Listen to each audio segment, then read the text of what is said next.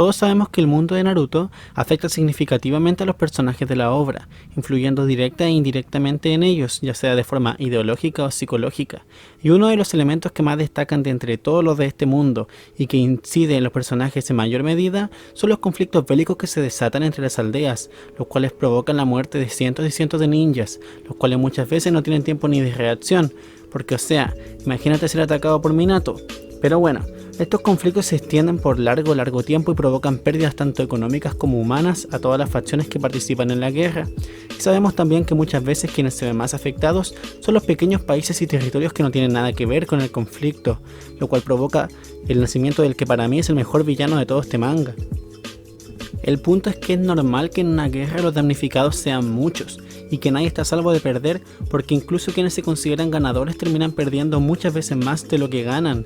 Y aunque la aldea de la hoja muchas veces triunfó en estos conflictos, las pérdidas internas para las personas de la aldea fueron mucho más grandes de lo que ganaron, y una de las personas que vivió esto en carne propia fue Tsunade. Creo que la guerra y la pérdida provocaron el largo desvío en el camino de la Kunoichi y afectaron a Tsunade tan fuertemente que terminaron por cegarla. Es decir, sabiendo y conociendo los horrores de la guerra y lo que ésta provocaba, Tsunade jamás fue capaz de ver el dolor ajeno al suyo, lo que la lleva a no comprender a Pain, a no saber encontrar la razón en su punto y finalmente a la destrucción de la aldea. La pérdida cambió el camino de Tsunade, y aunque tardíamente logró recuperar su camino y podemos verla feliz, fue quizás demasiado tarde para que ella encontrara la verdadera felicidad. Y buena cabros, yo soy el Kessinger, que es para los amigos, y hoy vamos a hablar del camino de Tsunade en Naruto, quien es para mí el mejor personaje femenino de toda esta franquicia.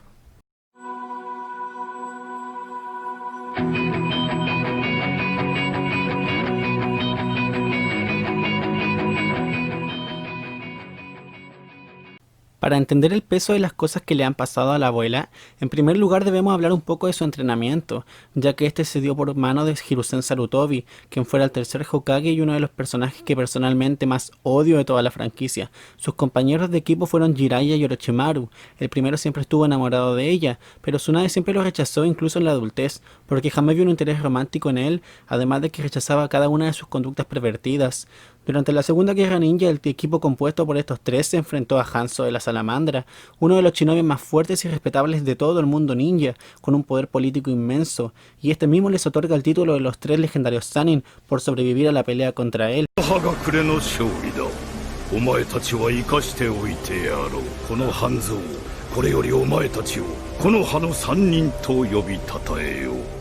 De camino de regreso a la aldea se encuentran con tres huérfanos de la aldea oculta de la lluvia, unos niños. Tsunade y Orochimaru no parecen preocuparse demasiado por los niños. Orochimaru incluso propone matarlos para quitarlos de su sufrimiento, que a mi parecer es una decisión que en aquel momento no era tan descabellada y que muestra una, aunque retorcida, humanidad en el personaje.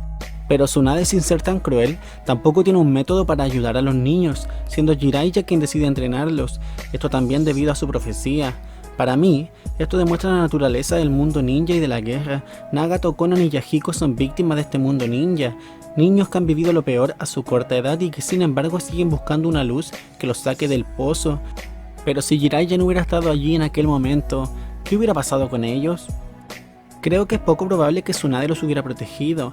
Ella durante el encuentro se ve hasta distante, incluso parece de cierta forma no comprender realmente el dolor de los niños. Esto porque Tsunade no ha perdido a nadie importante, no sabe lo que se siente. Es más, quizás hubieran asesinado a los niños como propone Orochimaru, empatizando con su dolor, sí, pero sin encontrar una forma menos cruel de acabar con el mismo.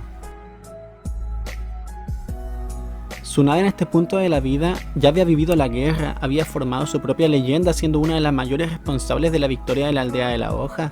No obstante, padece el mismo problema que casi todos los grandes ninjas de la época, y es que no empatiza realmente con quienes son más débiles, con quienes son alejados a ella, con quienes no ve directamente. Tsunade no es capaz hasta ese momento de ver el dolor, y aunque más tarde lo conocería en carne propia, jamás llegaría a comprender totalmente el ajeno, lo que le llevaría a comprender grandes errores.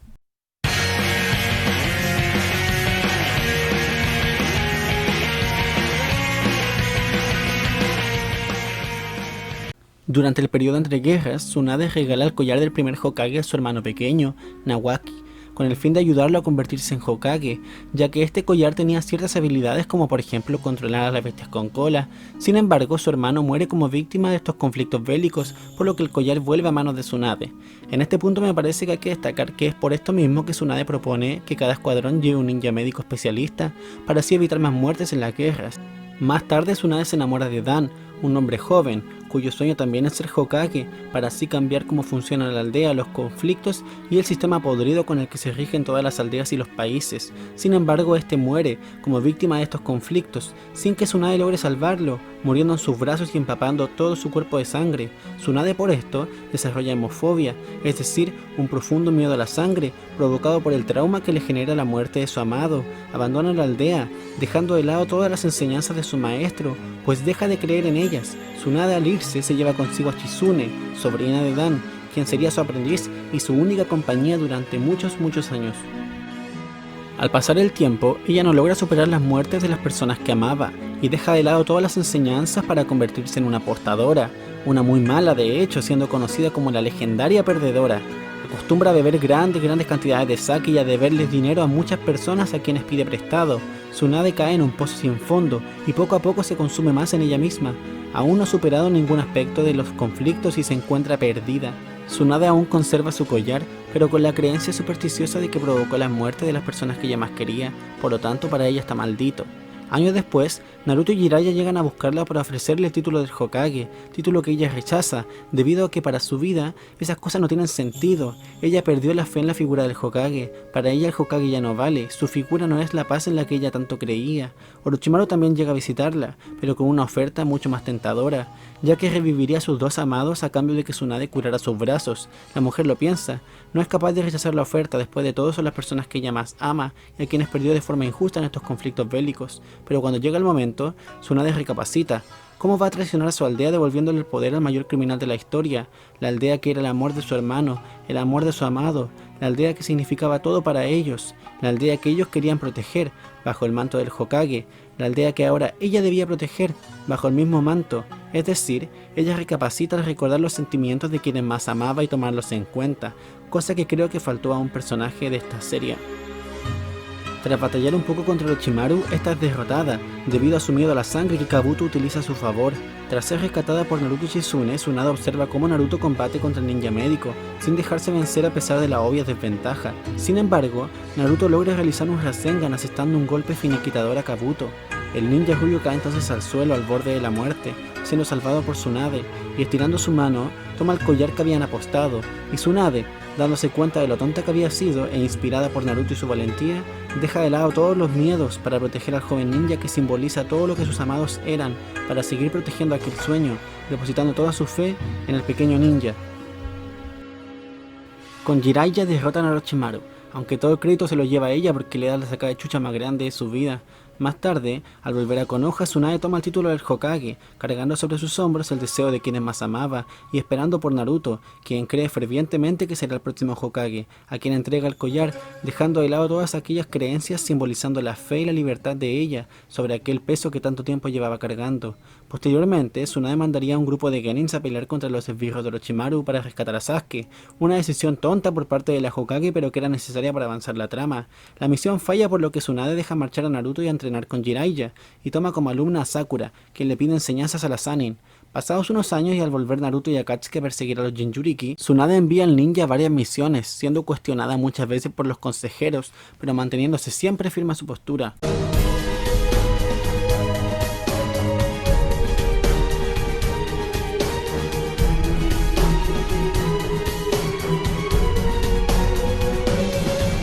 Si hay dos puntos para la historia de Tsunade que definen perfectamente la vida de la Kunoichi, son su relación con Jiraiya y su encuentro con Pain. Jiraiya siempre estuvo enamorado de ella. Tras ser rechazado en varias ocasiones, él jamás se rindió, puesto que para un hombre eso es imposible. Jiraiya debe emprender entonces una misión muy peligrosa, infiltrarse en la base del líder de Akatsuki, en la aldea de la lluvia, para obtener información sobre su identidad. Tras una larga conversación con Tsunade, la cual tiene mucho peso pues se tratan los ideales de ambos y se refleja el inmenso cariño que se tienen, podemos entrever que Tsunade comenzaba a ver a Jiraiya de un modo distinto. Jiraiya era en el fondo lo último que le quedaba de su antigua vida, era su anclaje. Con todo el dolor que se puede sentir y la preocupación más grande, deja marchar a Jiraiya en su misión, no sin antes aceptar una proposición. Una apuesta. Tsunade apostaría a que Jiraiya perdería la vida, y él regresaría junto a ella porque ella siempre pierde todas las apuestas, pero todos sabemos que esa es precisamente la única apuesta que la ninja gana en su vida, y Jiraiya no vuelve jamás a la aldea. No.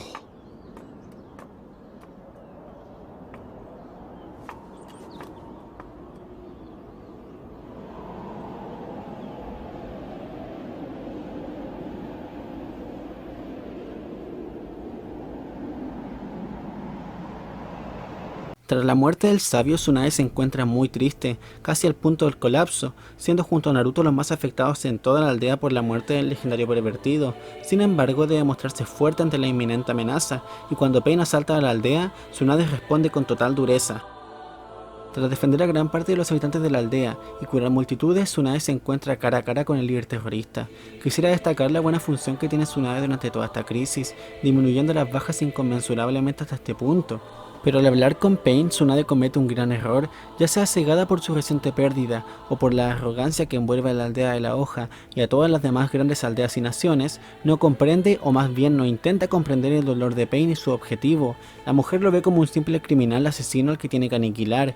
Esto demuestra que incluso en este punto, Tsunade no tenía control de sus emociones, no empatizaba con el resto si era ella la que estaba sufriendo, se ponía a sí misma y a su aldea por delante, las aldeas pequeñas seguían sin preocuparle, y no digo esto porque Tsunade sea una mala persona, sino porque el mundo ninja funciona de esta manera. No hace falta pararse a hablar mucho de esto, ya que Pain lo deja claro, y hay miles de análisis del mundo ninja y la filosofía de Pain. Sin embargo, me parece súper curioso y acertado que Pain sea uno de los niños que Jiraiya entrenó y que los tres Sanin conocieron mucho tiempo atrás. Esto porque mientras algunos salen victoriosos en la guerra, otros sufren, aunque como ya dije, la victoria en una guerra nunca es una victoria. Tsunade en la segunda guerra ninja ganó un título legendario que la acompañaría siempre y que la ayudaría a conseguir incluso dinero en su mala vida, pero por otro lado los tres huérfanos fueron víctimas de la misma guerra, es decir, la misma guerra en la que Tsunade se formó y salió ganando, terminó por crear al asesino al que ella tiene enfrente. Ella fue parte de las culpables de todo este meollo, sus ideales no estaban correctos y aún con todo ese contexto no fue capaz de ponerse en el lugar o al menos ceder un poco respecto al antagonista. Esta falta de empatía y autocrítica termina provocando la destrucción de la aldea. Tsunade fue la gran culpable de todo esto, y tras destruirse la aldea, Tsunade ya no tiene nada más que hacer, aunque sigue luchando, al menos hasta que llega Naruto y puede dejarle el resto a él. Y hay algo muy interesante durante la pelea de Pain y Naruto, y se da cuando el niño se transforma en el zorro, y es que este, en medio de la transformación, rompe el cristal del primer Hokage, aquel que le entregó Tsunade y que le servía para contener al zorro de las 9 colas, pero viéndolo desde otra perspectiva, este era el collar que Tsunade poseía, uno que entregó a sus amados y a Naruto, su esperanza. Este collar eran los ideales de Tsunade, y no solo de ella, sino que eran los ideales que se arrastraban desde los inicios de la aldea. Este collar eran todos los vicios de la aldea, esa falta de empatía, esa insensibilidad, arrogancia, esa actitud tan déspota con que Tsunade mira a Pain, su falta de comprensión. Este collar servía para sellar a las bestias con cola, pero quizás a quien realmente sellaba era a ella y a la aldea. Quizás sus ideales contenidos en aquel collar prevalecían más de lo que debían, y quizás, como pensaba Tsunade, este collar sí estaba maldito.